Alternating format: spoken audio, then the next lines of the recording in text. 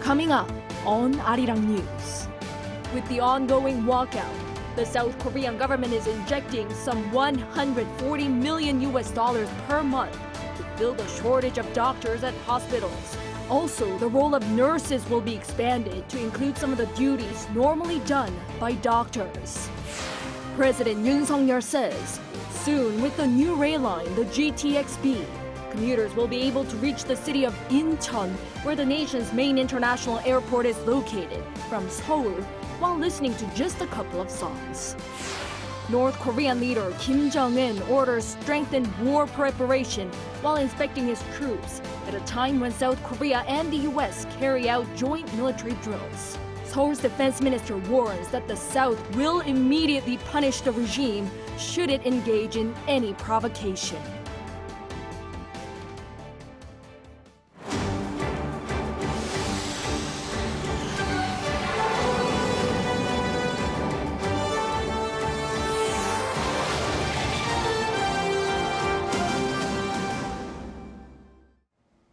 Good evening. It's 9 p.m. here in Seoul. Thank you for joining us on Arirang News. We start with the medical disruption that followed South Korea's proposed increase in the number of medical students. With the ongoing walkout, the government is allocating some $140 million per month to fill the shortage of doctors at hospitals. Also, from tomorrow, the role of nurses will be expanded to include some of the duties normally done by doctors. Young leads us off. The government announced additional measures on Thursday to tackle the ongoing shortage of hospital physicians as thousands of junior doctors have continued to refuse to return to work. As part of these, 188 billion Korean won or around $141 million will be allocated monthly in extra spending on healthcare using money from the state health insurance fund. The government will establish funding to support enhanced coverage of the hospitalization of severely ill patients and provide extra compensation to doctors who care for patients in intensive care units. This follows the announcement the previous day of $96 million in contingency funding to ensure that emergency care and essential services remain in operation. To further address the disruptions of medical services, the Health Ministry released guidelines on Thursday that will expand the role of nurses. Starting Friday, they will be allowed to perform certain emergency procedures that they have been trained for without the supervision of doctors who would normally order them.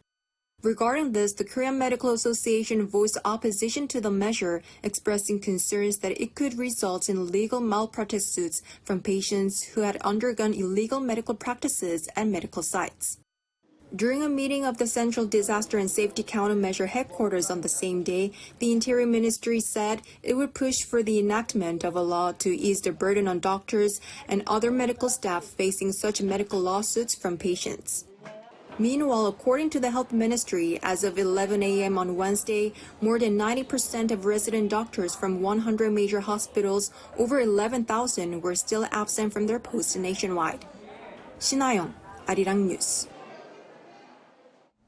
Shifting gears, President Yoon says soon with the new rail line, the GTX-B, commuters will be able to reach the city of Incheon, where the nation's main international airport is located, from Seoul, while listening to just a couple of songs. His remarks comes while he visited the city today to meet citizens. Our Kim Do-yeon has the details.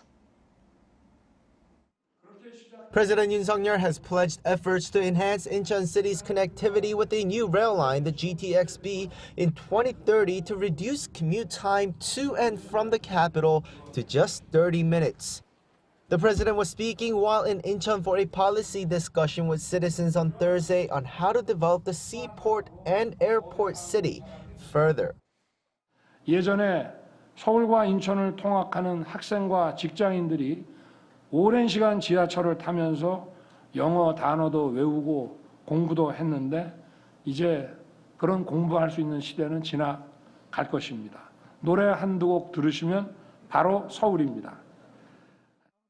He added the city will become better connected, making cities such as Busan in the southeast and Mokpo in the southwest reachable by train in around 2 hours. He also shared his vision of creating landmark attractions in Incheon to utilize its advantage as a gateway to and from Korea. Specifically, he spoke on fully automating Incheon Port's Piers 1 and 2 to create an internationally competitive logistics port.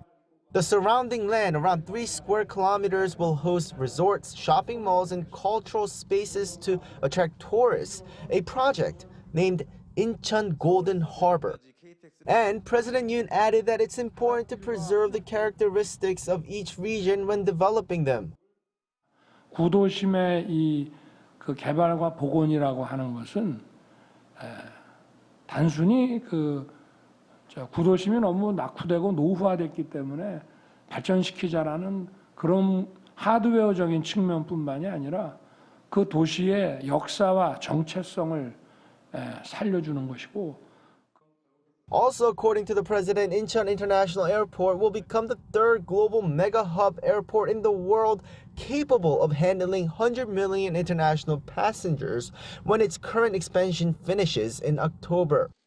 He also assures citizens that the merger between South Korea's 2 main airlines, Korean Air and Asiana, will not negatively affect consumers, especially in terms of the mileage system. After the event, to re-emphasize the GTX-B line's significance, Yoon joined the groundbreaking ceremony in Songdo.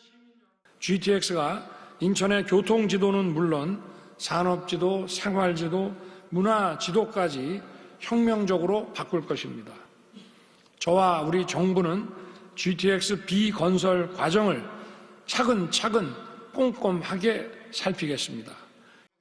President Yoon has in fact been emphasizing the role of intercity connections to increase convenience and productivity across the country. Kim Do-yeon, Arirang News. North Korean leader Kim Jong-un orders strengthened war preparation while inspecting his troops at a time when South Korea and the U.S. carry out joint military drills. Seoul's defense minister warns that the South will immediately punish the regime should it engage in any provocation. Choi Min-jung reports. North Korean leader Kim Jong-un is seen taking a shooting position with a rifle. On Wednesday, he visited a key military base and called for strengthened preparations for war.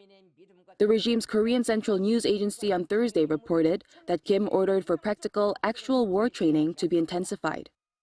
Kim underlined that this would allow the regime to suppress enemies with overwhelming force and contain the slightest attempt to start a war.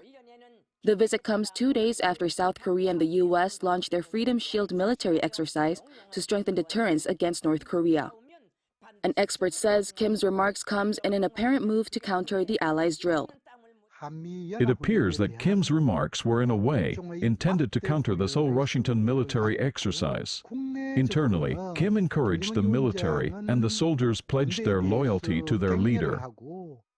During an inspection of the Freedom Shield exercise on Thursday, Seoul's Defense Minister Shin Won-sik dismissed Kim's remarks and ordered the military to prepare to destroy the regime in the shortest possible time if it attempts to invade the South. The minister also warned that South Korea would immediately punish the North if it used the drills as an excuse to provoke. North Korea has often fired missiles in a show of protest against Seoul and Washington's military exercises. Meanwhile, Seoul's defense ministry on Thursday called Kim's remarks illogical. It's North Korea that's directly violating UN Security Council resolutions and escalating nuclear and missile threats on the Korean Peninsula while attempting to wage war. We believe the North is the one who's done the wrong and being absurd. The ministry once again reiterated that the combined exercise annually conducted by South Korea and the U.S. is defensive in nature. Choi Min-jung, Arirang News. The Foreign Ministry will replace the bureau that deals with the North Korea nuclear issue after years of deadlock in nuclear negotiations with the North. This is a major change after the bureau was first established almost 20 years ago. Bae Eun-ji explains. For the first time in 18 years, the Foreign Ministry has decided to replace the bureau that handles North Korean nuclear issues and create a new department that will oversee not only issues on the Korean Peninsula, but also diplomatic strategy and information, international security, and cyber affairs. tentatively named the Office of Strategy and Intelligence, it will replace the current Office of Korean Peninsula Peace and Security Affairs. The Foreign Ministry explains that this is to respond flexibly in accordance with geopolitical changes. This takes into account the evolving reality that issues on the Korean Peninsula are no longer confined to the North's nuclear and missile threats, but have evolved into issues such as cybersecurity and financial sanctions that directly and indirectly impact the North Korea nuclear issue. This year, the Foreign Ministry also plans to focus on economic security by reducing supply chain risks to prevent situations like the recent shortage of urea. It said it will comprehensively analyze and prepare for changes in the industrial policies of major countries and the possibility of new legislation, such as discussions with the U.S. on the Inflation Reduction Act and the CHIPS Act, which have sparked concerns from South Korean car makers. It also plans to provide diplomatic support to win large contracts in other countries, in fields such as defense, infrastructure, and nuclear power plants. President Yoon was briefed on these plans on Thursday and ordered the Foreign Ministry to implement strategies that focus on nations where government cooperation is important for Korean companies to expand and gain contracts overseas. Also on Thursday, the Overseas Koreans Agency, which was first established in June last year, also announced its plans for this year. It will focus on informing overseas Koreans about Korea's political and economic development. It also seeks to expand support for the operation of Korean language schools and strengthen the capabilities of teachers through training. The agency also aims to help improve the livelihoods of overseas Koreans by holding meetings to address the difficulties they face through various occasions such as overseas visit from the president. Powells, Arirang News.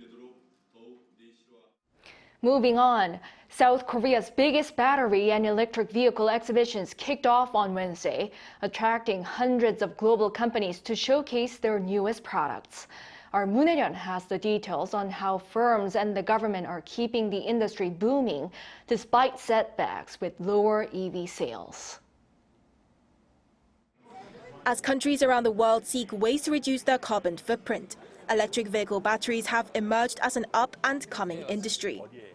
To help domestic firms maintain traction in this market, the South Korean government pledged to foster research and development for batteries this year. We will invest more than 500 billion Korean won in R&D over the next 5 years for the development of next-generation batteries, low-end batteries, and eco-friendly technologies. Last year, the country's battery exports amounted to just under $10 billion. And as a market leader, South Korea showcases the newest battery trends every year.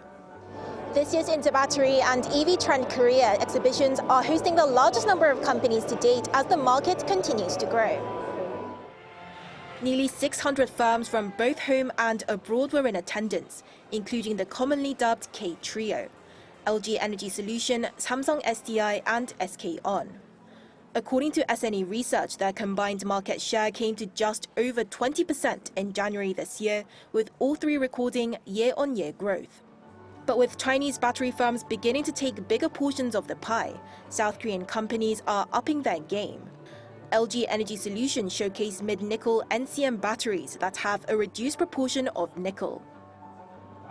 Nickel is a rare resource, so reducing the amount of nickel that's used helps to lower costs.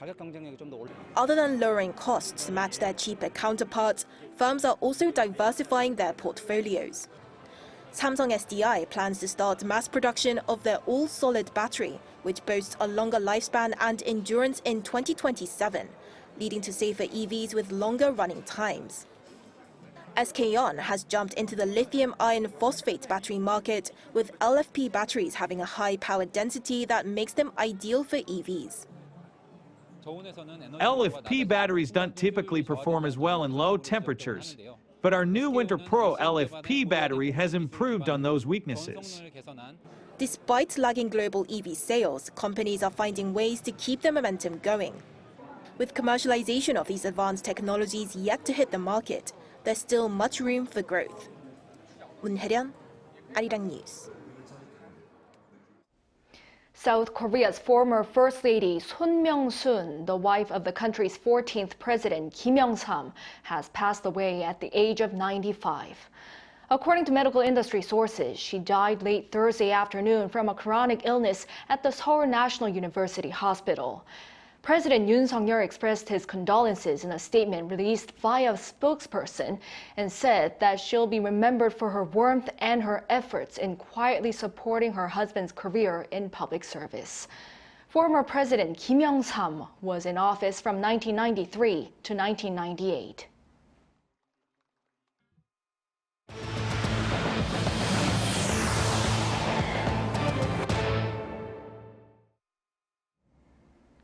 In the U.S., prospects of interest rate cuts remain in place, but their timing remains unclear. Now, this is based on the latest remarks by the head of Federal Reserve, Jerome Powell. Our Shin Se-byuk covers his outlook. U.S. Federal Reserve Chair Jerome Powell has indicated potential interest rate cuts in 2024. Testifying before Congress on Wednesday, Powell reaffirmed plans to cut interest rates within the year, though he did not pin down an exact timeline. If the economy evolves broadly as expected, it will likely be appropriate to begin dialing back policy restraint at some point this year. Despite this, Powell adopted a cautious approach regarding rate reductions, emphasizing that the 2% inflation target has not yet been met. But the economic outlook is uncertain, and ongoing progress toward our 2% objective for inflation is not assured. The Fed chair also noted that the U.S. economy is showing no sign of an imminent recession, saying that restoring price stability and achieving maximum employment must come before lowering interest rates. Powell's remarks at the December 2023 FOMC meeting, which were made public in January, suggested an end to the aggressive rate hike policy the U.S. has been following. At that time, FOMC officials anticipated 3 rate cuts, each by a 0.25 percentage point by the end of 2024, while the actual policy path would depend on how the economy evolves. Following Powell's testimony, U.S. stocks closed higher on Wednesday, breaking a 2-day losing streak on Wall Street. The Dow Jones Industrial Average saw a 0.2% rise. The broader S&P 500 index advanced by 0.5%, and the Nasdaq Composite climbed by 0.6%. Meanwhile, concerns over a U.S. banking crisis triggered by commercial real estate issues were addressed by Powell as well. This was in the context of shares in holding bank New York Community Bancorp dropping nearly 40% on Wednesday, following news that the bank had downgraded to below investment grade due to bad commercial real estate loans and was attempting to secure new funding. Powell acknowledged this as a significant challenge, but reassured that it was manageable and unlikely to impact the wider economy significantly. Shin Se-byuk, Arirang News. Starting Thursday, the Digital Markets Act will be fully implemented in the European Union to regulate large tech companies. A total of 6 tech giants, including Apple and Facebook's parent company Meta, will now need to comply with this law. Our Park Gun-woo has this report. The Digital Markets Act, regulating tech giants from abusing their market-dominating power, starts its full application in all 27 European Union nations from Thursday local time. On the first day, the European Commission will be receiving reports from the 6 regulated companies designated as gatekeepers on what measures they have taken to comply with the law. Those 6 gatekeepers are Amazon, Apple, Google parent Alphabet, Meta, Microsoft, and TikTok owner ByteDance. Based on the reports, companies will be evaluated on whether they are following the law, and if they are considered to be obeying it insufficiently, an investigation will be launched immediately. Under the law, which aims to make the digital market fairer and more contestable, the EU has set obligations on 22 services the gatekeepers operate, which include operating systems, social media, search engines, app stores, and online advertisements. One of the biggest changes under the law is the requirement for gatekeepers to allow third parties to interoperate with their own services. For example, iPhone users in the EU will be able to download applications from outside Apple's App Store. The DMA also bans companies from giving preferences to their own services. In this case, the Google Flights button that appears at the top of search results will now be removed when users search for plane tickets on Google. Companies violating obligations could face hefty fines, up to a maximum of 20% of their overall annual turnover earned globally for repeated infringements. Pundits forecast that the EU's Digital Markets Act could possibly become the standard for regulating big tech companies in other countries in the near future. Park Gun-woo, Arirang News. In other news, at least 3 crew members of a cargo ship passing through the Gulf of Aden have been killed by Houthi rebels, marking the first civilian death since the group began attacking ships in the Red Sea over the war in Gaza. Jong-un has the latest. According to U.S. Central Command on Wednesday, a Houthi missile attack has killed at least 3 crew members on a Red Sea merchant ship. This marks the first fatalities reported since the Iran-aligned Yemeni group began strikes against shipping in one of the world's busiest trade lanes in support of the Palestinians. CENTCOM said the Houthi strike also injured at least 4 crew members and caused significant damage to the ship. The Houthis claimed responsibility for the attack, which U.S. officials say was their 5th in the past 2 days. A Houthi spokesman said the targeting operation came as the ship's crew rejected warning messages from Yemeni naval forces. The attack set the Greek-owned Barbados-flagged ship True Confidence ablaze around 50 nautical miles, or approximately 93 kilometers off the coast of Yemen's port of Aden. The Greek operators said no information was available about the status of the 20 crew and 3 armed guards who were forced to abandon ship, including 15 Filipinos, 4 Vietnamese, 2 Sri Lankans, an Indian, and a Nepali national. However, the Philippine Department of Migrant Workers on Thursday announced the death of 2 of its nationals and said 2 other Filipino crewmen were severely injured in the attack. Houthi rebels have been attacking commercial ships passing through the Red Sea since November last year in what they say is retaliation for Israel's war in Gaza. The Houthi attacks have disrupted global shipping, forcing shipping companies to take longer and more expensive routes around southern Africa. While the militia has said it would attack vessels with links to the United Kingdom, the United States, and Israel, shipping industry sources say all ships could be at risk. Despite international condemnation and a call to end hostilities in the Red Sea, the Houthis said they won't stop until the aggression is stopped and the siege on the Palestinian people in the Gaza Strip is lifted.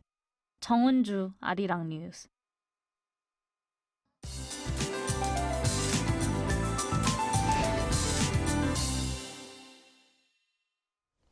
Rain or snow continued around the central part of the country today, along with cold winds. As the last cold snap approaches, the temperatures will drop to below 0 tomorrow. Please make sure you dress up warm on your way to work tomorrow morning. With a heavy snow advisory in place, up to 5 centimeters of more snow will fall by tonight in the mountainous areas of Gangwon-do province. In other inland areas, there's expected to be 1 to 5 millimeters of rain and 1 to 3 centimeters of snow. This rain and snow will mostly die down tonight, and clear skies will be back again tomorrow. However, as the temperatures drop quickly overnight, more spring frost will come around tomorrow morning. Tomorrow, Seoul, Daejeon, and Gyeongju will start off at -1, Daegu and Gwangju 0 degrees. It will be windy all over the country in the middle of the day tomorrow. Daily highs will move up to 6 in Seoul, Daegu and Gyeongju 10 degrees.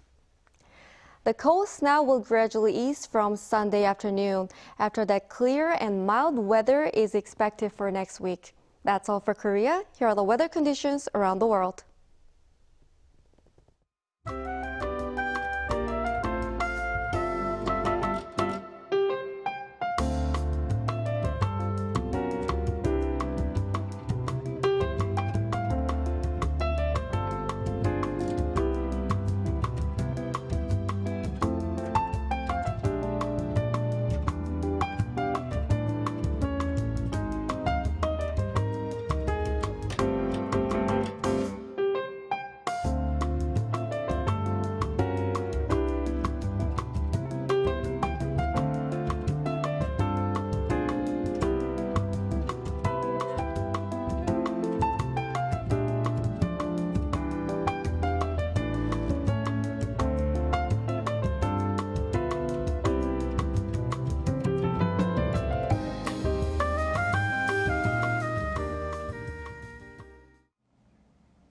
Well, that is all for this newscast. Thank you for watching. We'll be back at 10 p.m. with the AI headline news. Good night.